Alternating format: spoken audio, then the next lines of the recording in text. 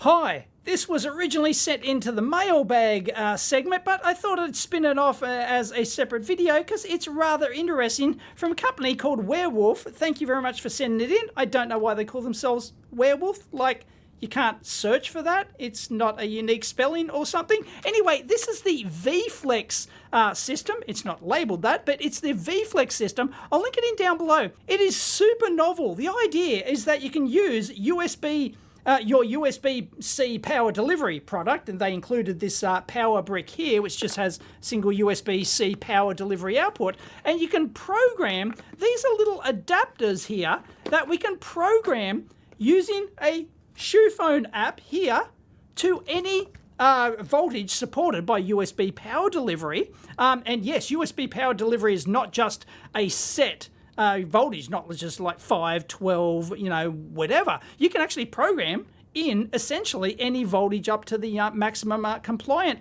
limit. And the whole idea is that you get one of these little adapters, you program it for whatever voltage you want, and then you use one of these little VFLEX adapter cables here to, for example, we've got these like Wago type connectors here, or all these different size barrel jack connectors. And the whole idea is that you plug these in and they are keyed, so you can only, you know, you can't goof it up, you can't goof up the polarity. You put it in like that and it converts any power delivery voltage source into whatever voltage you want and whatever adapter you want.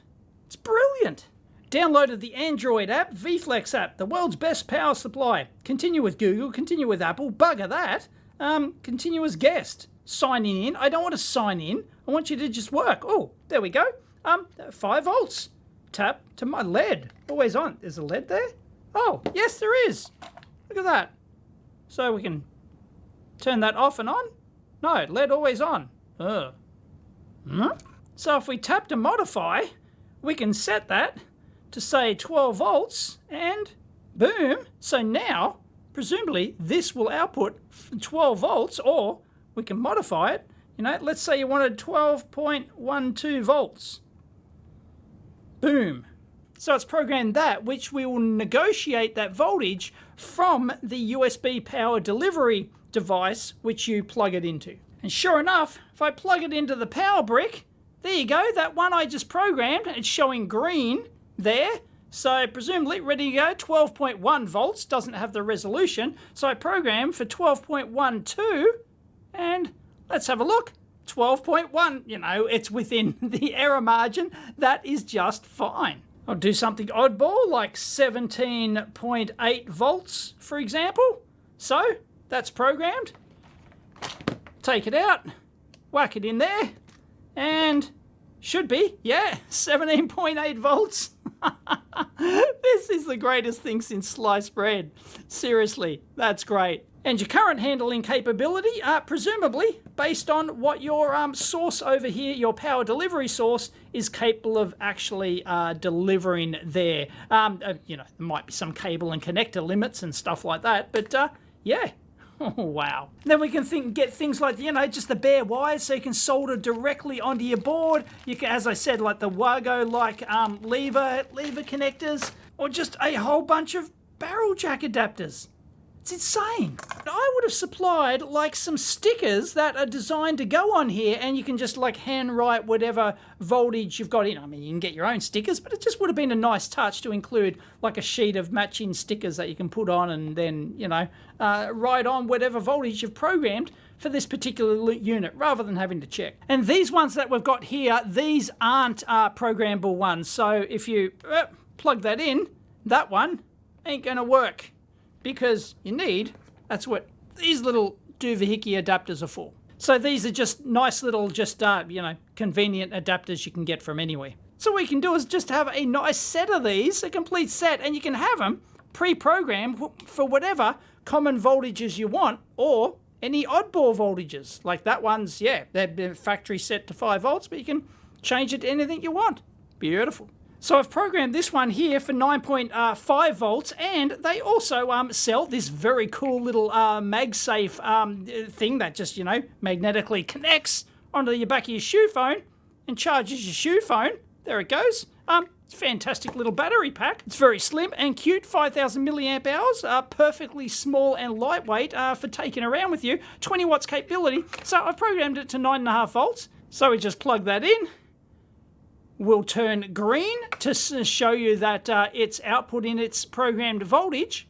And there you go, 9.5 volts. There's going to be, a little bit of tolerance there. It's neither here nor there. Great. For the USB power delivery spec, the maximum is 48 volts. So it allows me to set 48, but it won't allow me to set 49 volts, for example. I don't know why it even tries. I don't know why the app just doesn't say, no, the maximum, inform me, please, that the USB power delivery standard is 48 volts. Anyway, you can go through inventory here and you can add a new device and you can have photos and primary names. So, you can get really complicated and what, whether it's center positive or center negative and all sorts of things, really groovy. Or you can add a new power source, for example. You can take a photo of your own, particular power source, whether it's a power bank or a wall wart or whatever it is, and model and power, maximum power rating and stuff like that. Now, when you're programming this, unless you select a power source here, it's not going to know what particular USB power delivery device is, what one you're using, what that's actually capable of. So it just allows you to go up the maximum, but you can actually select those pre-programmed power sources. So that's pretty cool, but I won't muck around with that. I've set it for 24 volts, for example. So we've programmed that. Yep, no worries. We take that same adapter, we plug it into here, you'll see, and it's going to flash red. So this power bank, the compliance voltage is not capable of delivering 24 volts. But let's try that on the big power brick over here. And no, can't do that either. And in that particular case, it's going to default back, for safety reasons, back to 5 volts. Beautiful. And we can give our individual units a name. So I'm going to call it Dave. And it knows that I've plugged in Dave, and it knows Dave is set to 48 volts. Cool bananas. It's just brilliant. And they also sell these very cool magnetic USB-C to USB-C cables as well. Look, ooh, they're magnetic. It's got a magnetic thread in them. Beautiful. And I'm not sure if these are on the store or not, but these are the actual thing that's inside the VFLEX adapter here. So we'll get the macro lens out. We'll take a closer look. Oh, there you go. They got their own Werewolf branded chips upside down. All the electrons are going to fall out. There you go. So I don't know. Maybe someone can reverse engineer the pin out there to figure about what that is. I doubt they've developed their own custom ASIC. That would just be like an off-the-shelf, a power delivery negotiation processor thing, and they've programmed it with their own firmware, of course, to talk with their own app and everything. And it looks like they've probably done their own spring system there, because I doubt that's off the shelf. And they've just, and the custom aluminium enclosure for it, and that's what's inside one of those. That is very cool. This is one of the coolest things I've seen in quite some time. So there's the little individual parts that they've engineered, and that's just a great design. I'm just thoroughly impressed by that. And just by accident, I discovered that these ones with the orange on the end, most of them are white, but in my kit I got 2 orange ones. I'm not sure if that's normal. These are negative.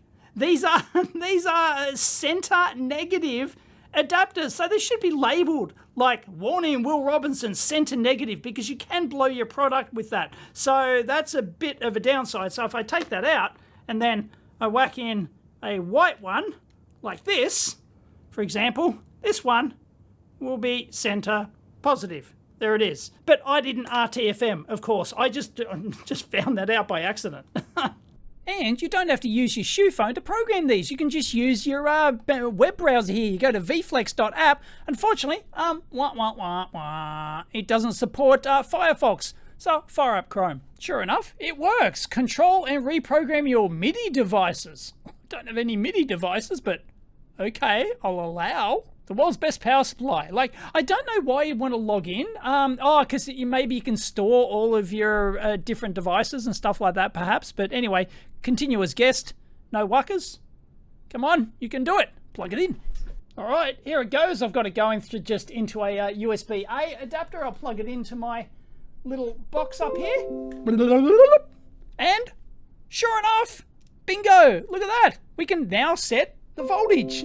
And as I said, like we can set it to maximum of like 48 volts or whatever, but it's dependent upon, because it doesn't know which supply that we're using it with. So it just assumes that you can do the maximum. What is the minimum? No, you can accept that. 3.3 volts. Will it do 3? It'll do 3.3? Really? Didn't know power delivery could do that. Learn something new every day. 2.5 volts. Nah, it's not going to do it. And I do believe the increment is like 20 millivolt steps as well. So I think 3.3 is the lowest. It won't probably, well, yeah, it won't let us do 3.2. There you go. But unfortunately, this MagSafe power adapter, which they sell, you can see it's flashing the red LED there. So even though you program this with 3.3 volts, it tries to negotiate 3.3 volts from here, but this power bank ain't going to do it. And their supplied power brick here, it also will not negotiate 3.3 volts as well. But, you know, there's probably very few power delivery devices that are capable of negotiating 3.3 volts out. So, you know. And this was a Kickstarter. I thought I had seen this. I mean, you know, someone probably, you know, sent it to me. Ditch the brick. Power everything with USB-C. And they got almost 1,800 backers here, 141,000. And they have delivered on their product. I can verify that they've delivered and it's real. So, yeah, that's fantastic. That's just fairly recently, March 2026. So, yeah, you missed the early bird one at $30. That was a bargain. Anyway, yeah, so they've got all these accessories and everything with it, and I'm thoroughly impressed. I'm thoroughly impressed they have pulled this off. So who's behind this thing? Does it say? Endless Possibilities. Oh, that's a musician edition. That's the center negative. Right, yes, because center negative adapters are very like used in like those fuzz boxes and all that sort of thing, I believe. So yeah, that's a thing. I've done a video on center negative power like adapters and power supplies, and then the VFLEX, and then the like the Wago type connector, and it's made in the USA. Uncle Sam. Fantastic. No, it's a 2025 Kickstarter. That's when they launched it. So yeah, I thought it was a while ago, but they've just updated it recently. But yeah, anyway, it doesn't say who's behind it, but hats off. That's fantastic. They delivered on a unique product. I'm very impressed. I reckon every lab should have one. It's just so handy. You never know when you're going to need it. Alright, so I'm going to power a special snowflake here. This is my AND electronic balance FX400 for those playing along at home, and it's a special snowflake. It needs 12 volts center negative. So I've got my center negative adapter and I've programmed it to 12 volts there. No wuckers. Alright, so let's plug it in. So let's see if we can power our electronic balance from our, yep, green. There it is. So that should be good to go. And, I'm here all week. Get it? And, oh, sorry, it's really hard to see with the studio lights here, but trust me, that is, yes, the readout is there. It's an old vacuum fluorescent tube thing. It's very low, but trust me, that works. Beautiful. Oddball center negative. Great. The only thing I think it's missing is the ability to actually set a current limit, because the USB power delivery standard actually, as well as having adjusted voltage from 3.3 to 48 volts, you can actually adjust the current limit. I think it's in 50 milliamp steps as well, but I don't think I've ever seen a power bank or a power brick or anything like that actually be capable of doing that. So maybe that's why they haven't implemented that, but technically it's there, and technically this could do it because it's got the negotiation chip in here. It's just got to negotiate the correct command over to your power delivery brick over here, and in theory should be capable of constant current as well, and that would have been really cool. But yeah, even their supplied power brick like doesn't go to 3.3 volts, for example. So there you have it. That's the Werewolf VFLEX system, and that is really something else. That is worth having